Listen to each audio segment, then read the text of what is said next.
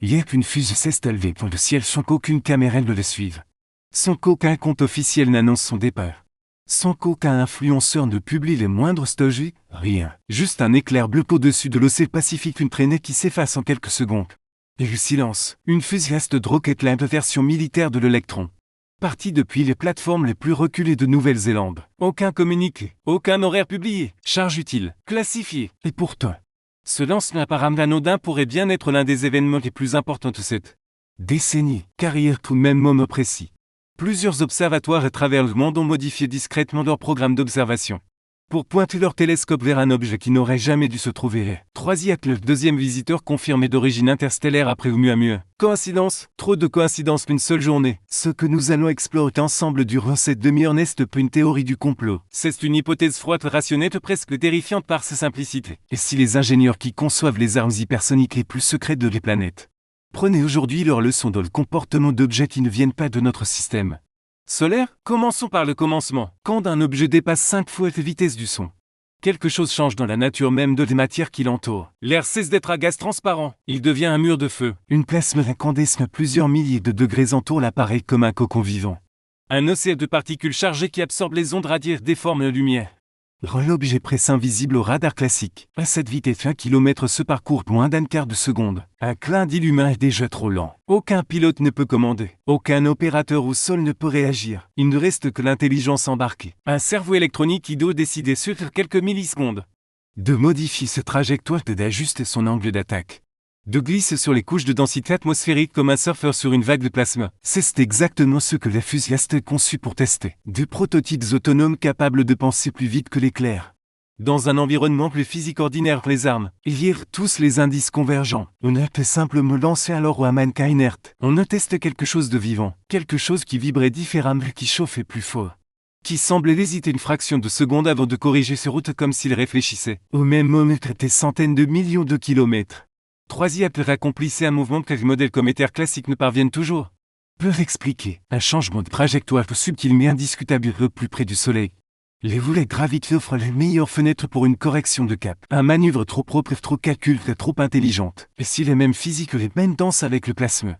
La même nécessité d'autonomie relier ces deux événements apparemment sans rapport, car ce qui se passe à Magdis dans notre atmosphère ressemble étrangement à ce qui se passe à 60 km par seconde dans l'espace interplanétaire quand un objet frôle une étoile. Dans les deux cas, la surface devient incandescente. Dans les deux cas, une enveloppe de plasma se forme. Dans les deux cas, les lois classiques de la mécanique céleste ou de l'aérodynamique semblent se plier. Et dans les deux cas, l'objet survive. Il conserve sa forme. Il ajuste sa route. Il défie nos équations.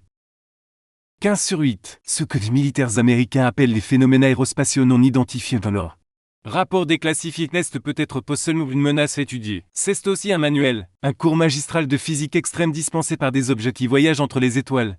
Depuis peut-être 2 millions d'années, les ingénieurs de la DARPA, de l'Space Force et des laboratoires de l'Oualamon ne sont pas des rêveurs. Ce sont des élèves appliqués. Ils observent, ils modélisent, ils reproduisent. Quand on lit entre les lignes des publications classifiées, on trouve des phrases qui glacent le sang. Les objets interstellaires anormaux constituent un modèle naturel pour l'aérodynamique extrême. Traduction. On regarde comme le fond on essaie de faire pareil. Des matériaux capables de résister 3, 4, 5000 degrés sans se désintégrer. Des algorithmes capables de décider dans un brouillard de plasma toute communication est coupée. Des systèmes de stabilisation interne qui compensent des forces colossales sans aucun propulseur visible. Tout ce troisième semble le posséder déjà. Tout ce le tester c'est de l'acquérir. Et pendant quelques minutes, les deux histoires se sont croisées dans le temps. Et le 1000 soit dans le silence absolu d'un paix de tir néo-zélandais. L'autre dans le silence absolu du vide interstellaire. L'une cache au dieu du monde. L'autre cache aux équations des astrophysiciens. Et si la guerre hypersonique du X-siècle n'était qu'un gigantesque travail de rétro-ingénierie d'objets qui ne nous ont jamais été destinés, il y a quelque chose de profondément mélancolique dans cette course. Nous qu'enfants de la Terre, qui dépensons des milliards pour copier ce que d'autres peut-être personnes ont maîtrisé. Depuis des temps immémoriaux, nous construisons des fusils furtifs pour comprendre comment un caillou venu d'une autre étoile change de direction sans moteur apparent. Nous développons des intelligences artificielles capables de penser dans le feu pour imiter un objet que peut-être n'est même pas besoin. Nous sommes des apprentis sorciers qui copient les formules trouvées dans un grimoire tombé du ciel. Et le plus trouble c'est que plus nous avançons, plus la frontière s'efface. Plus Astre ressemble à Atlas. Plus nos armes ressemblent à ses visiteurs. Un jour, nous construirons un objet capable de quitter le système solaire à vitesse hypersonique. de traverser le nuage de que de frôler une autre étoile, de corriger sa trajectoire sans aucun signe visible, les astronomes d'une autre civilisation lèveront les yeux au ciel et se demanderont « Est-ce une comète ou est-ce une sonde ?» Ils auront exactement le même débit que nous aujourd'hui. Hier qu'une fusée est partie sans bruit. Hier un objet interstellaire est dense avec le Soleil. Et entre ces deux événements, dans le silence absolu qui les relie, se joue peut-être la plus grande histoire de notre époque, celle d'une humanité qui apprend enfin à lire les leçons que le Cosmos lui envoie depuis toujours. Non pas dans les livres, non pas dans les laboratoires, mais dans le comportement même des objets qui traversent nos cieux sans jamais nous demander permission. Le silence des fusées n'a jamais été aussi éloquent.